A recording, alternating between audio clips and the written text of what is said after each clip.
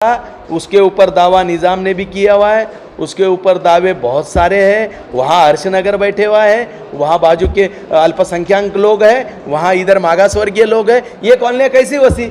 अगर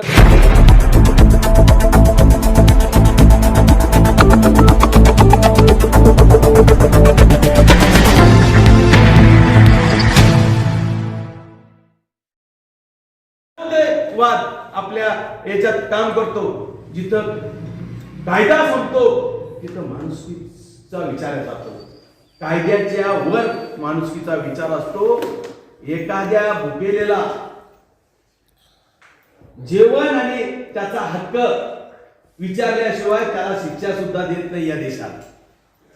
इथं घाबरून त्याच्या तोंडचं पाणी पडेल, तो मानसिक अवस्थेत बिघडेल, अशा परिस्थितीमध्ये निर्णय घेतला जातो। माझ्याकडे सर्व कागदपत्रे आणि जिल्हा अधिकारी खोटं बोलतात। जिल्हा अधिकाऱ्यांनी अंबादास दानवे, संजय केनेकर, मी आमच्या बरोबर बैठक घेऊन सांगितलं होतं की आम्ही तिथेच घर या लोकांना बांधून देऊ। आता त्यांनी त्यांचा जबाब पलटवला, कारण कोणत्या तरी मोठ्या ठेकेदाराच्या घर भरवण्याच्या नादात हे गरिबाच्या घरावर बुलडोजर चालू लागले आणि 17 एकर जागा खाली करून घेणार।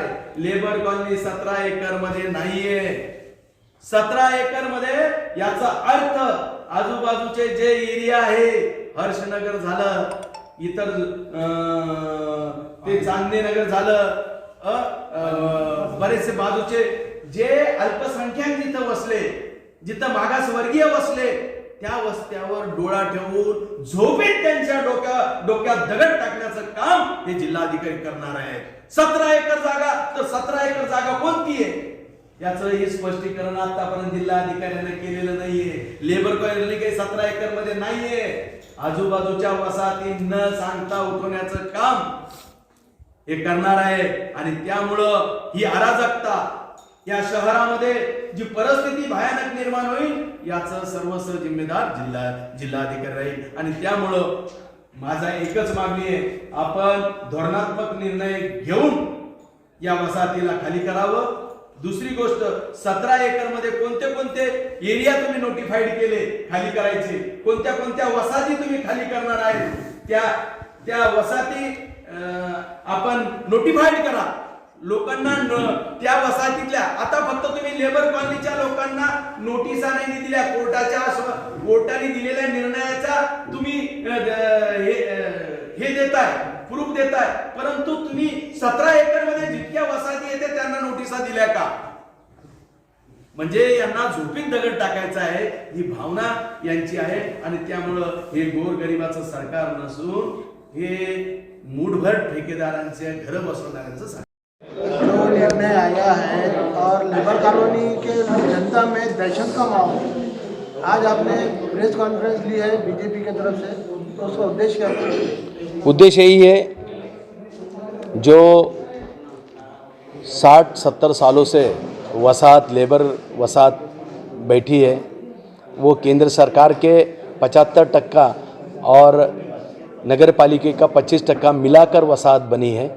ये वसाहत खाली करने का अधिकार जिलाधिकारी को है, लेकिन कोर्ट का हम उसमें सम्मान करते हैं। कोर्ट ने जो निर्णय दिया है, कोर्ट ने सरकारी पॉलिसी के लिए निर्णय दिया है, लेकिन ये राज्य सरकार गरीबों के गरजू घरों के लिए एक तरफ देश में पंतप्रधान नरेंद्र मोदी कल्याणकारी योजना अंतर्गत, आवास योजना के अंतर्गत गरीबों को और बेघरों को घरा दे रही है, और दूसरी तरफ ये राज्य सरकार कुछ गिने ठेकेदारों के लिए गरीबों के घरों को उद्ध्वस्त कर रही है। मैं उच्च न्यायालय के खिलाफ या हाईकोर्ट के खिलाफ नहीं बोल रहा हूँ, उनका सम्मान करते बोल रहा हूँ कि धोरणात्मक निर्णय सरकार इस पे ले सकती है। जो घर, जिनको घरा नहीं है उनको सरकार घरा देकर उनका घर खाली कर सकती है। पहले उनको घरा दिए जाए, सरकारी कागज पर लिख कर दिए जाए, उनको घर मिलेगा बोल के, और तभी घर खाली कर उनके किया जाए, ये हमारी मांग है। और दूसरी बात ऐसे है कि इस शहर में तुम 52,000 लोगों ने पंतप्रधान आवास योजना में फॉर्म भरे घरों के लिए, उनको मकान नहीं दे सके आप। उन 52,000 कुटुंबों की क्या अवस्था होंगी। और अभी 130-40 कुटुंब जो है उनकी बिगर घरा देते उनको और निर्वासित कर रहे हो, घर उनके खाली कर रहे हो। इस शहर का माहौल खराब करने का काम जिलाधिकारी कर रहे हैं। इस शहर में सामाजिक शांतता, इस शहर में जो अराजकता फैलने वाली है, इसका जिम्मेदार मैं पुलिस कमिश्नर को सूचित करना चाहता हूं, उनको विनंती करना चाहता हूं कि ये इस पर रोक लगाइए। यहाँ के कई लेबर कॉलोनी के लोग अपने दिल के मरीज है और वो कभी भी जा सकते हैं ये हादसे से। कुछ लोग मानसिक स्थिति बिगड़ गई है, उनकी मानसिक स्थिति ज़्यादा बिगड़ गई तो शहर का वातावरण खराब हो जाएगा। कुछ लोग अराजकता फैलाने में मानसिकता तय हुई है। तो मैं चाहता हूं अगर ऐसी मानसिकता अगर जिलाधिकारी अचानक से करेंगे तो इस शहर का माहौल खराब हो जाएगा। तो इस शहर का माहौल अगर खराब होगा और उसकी जिम्मेदारी जिलाधिकारी के ऊपर है। लेबर कॉलोनी की जनता का ये भी आरोप है कि जिलाधिकारी किसी सियासी दबाव में आके ये काम कर रहे हैं।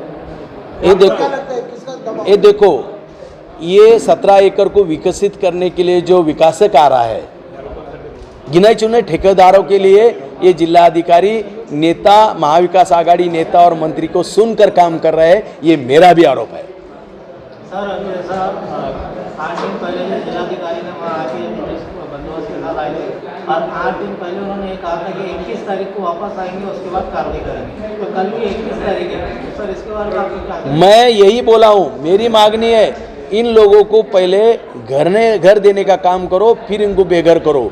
और अगर ऐसा करोगे तो अगले शहर में बढ़ने वाला तनाव जो है, तनाव की परिस्थिति अगर शहर में पैदा करोगे तो उसका जिम्मेदार जिलाधिकारी रहेगा। सर अगर 30 अप्रैल को अगर बुलडोजर लेके आ जाते हैं प्रशासन, तो आपकी यानी कि बीजेपी की भूमिका क्या रहेगी? बीजेपी की भूमिका का विरोध है, बीजेपी की भूमिका है, उन्होंने पॉलिसी तय करना चाहिए, पॉलिसी तय करके गरीबों को घर देना चाहिए। बाद में एक तरफ देश में पंतप्रधान आवास की योजना अंतर्गत बेघर को घर देने का काम पंतप्रधान कर रहे हैं और दूसरी तरफ ये राज्य सरकार जिसको घर है उनके घर निकालकर उनको बेसहारा कर रही है। ये कभी भारतीय जनता पार्टी ये करने वाली नहीं, उसको विरोध करने वाली है। सर इस केस में एक और बोर्ड आया है, वो बोर्ड ये है कि वह निजाम के वंश उनका भी दावा सामने आया है। इसके ऊपर क्या कहेंगे आप? कुछ बहुत अलग अलग परिस्थिति निर्माण हो रही है। मैं एक बात बताता हूँ, जिलाधिकारी क्यों पता ही नहीं वो जमीन का मालिक कौन है।